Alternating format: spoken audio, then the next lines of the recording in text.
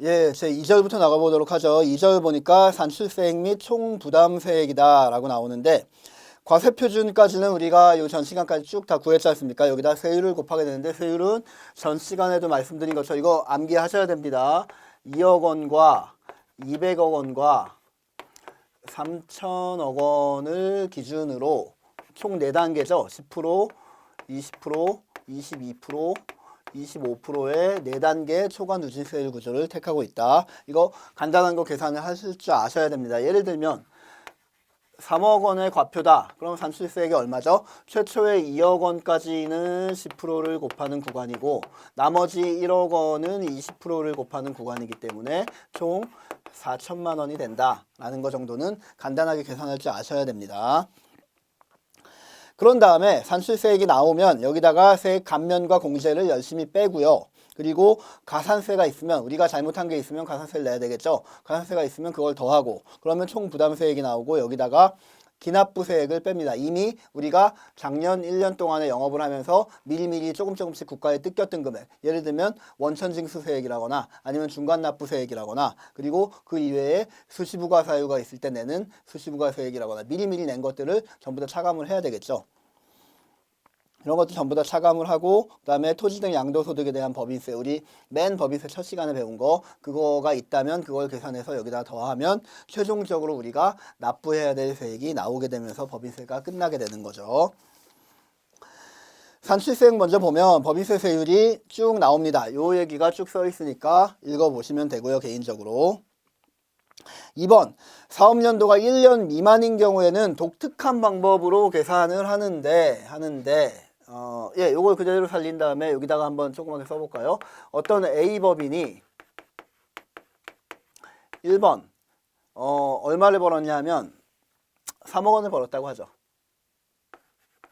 그런데 1번 얘 1년 동안에 3억 원을 번 겁니다. 2020년 1년 동안에. 근데 얘가 사업연도가 1월 1일부터 12월 31일까지인 경우가 있고 얘가 1월 1일부터 6월 30일까지인 경우에 1억 5천만 원을 벌고 그리고 7월 1일부터 12월 31일까지 또 1억 5천만 원을 벌었다라고 가정을 해볼까요? 무슨 말이냐 하면 우리 법인세법에 의하면 사업연도는 1년을 초과하지 않는 범위 내에서 자유롭게 정할 수 있게 되어 있지 않습니까?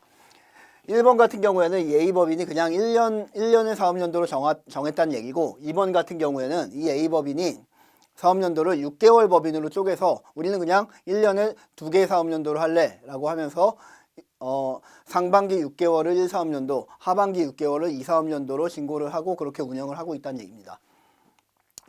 경제적 실질은 똑같죠. 얘가 1년 동안에 3억을 번 거나 아니면 상반기 1.5억을 벌고 하반기 1.5억을 번 거나 어차피 똑같지 않습니까? 그렇죠.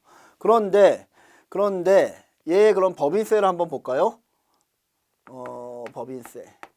법인세도 똑같아야 되지 않습니까? 1번의 법인세나 2번의 법인세나 경제적 실질은 똑같으니까 법인세가 똑같이 나와야 되죠. 1번 같은 경우 어떻게 계산되죠? 3억 원 곱하기 세율. 마침 여기 우리가 계산해 놓은 거 있네요. 4천만 원이 되겠네요. 그러면 얘도 4천만 원을 나오게 해야 될 거 아닙니까? 6개월 법인도. 어떻게 계산하는지 한번 보십시오. 첫 번째 1사업연도는 기억 1사업 연도 법인세는 어떻게 계산하냐 하면 1.5억 곱하기 6분의 12 얘를 1년치만큼으로 뻥튀기를 해줍니다. 6개월 법인인데 총 12개월 1년이 12개월이니까 그 해당 사업연도 월수를 분모에다 깝니다. 여기다가 세율을 곱하고요. 다시 12분의 6을 합니다.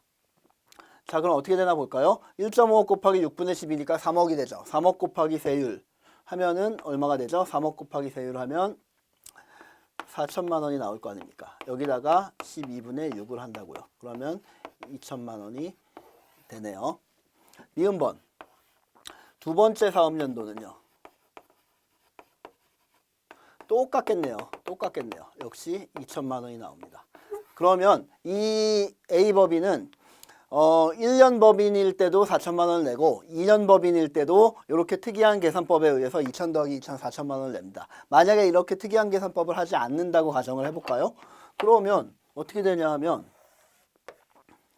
1월 1일부터 6월 30일까지 1.5억이니까 2억 안 넘죠. 상반기에 1.5억 곱하기 2억 안 넘는 10% 1,500만 원을 내고요.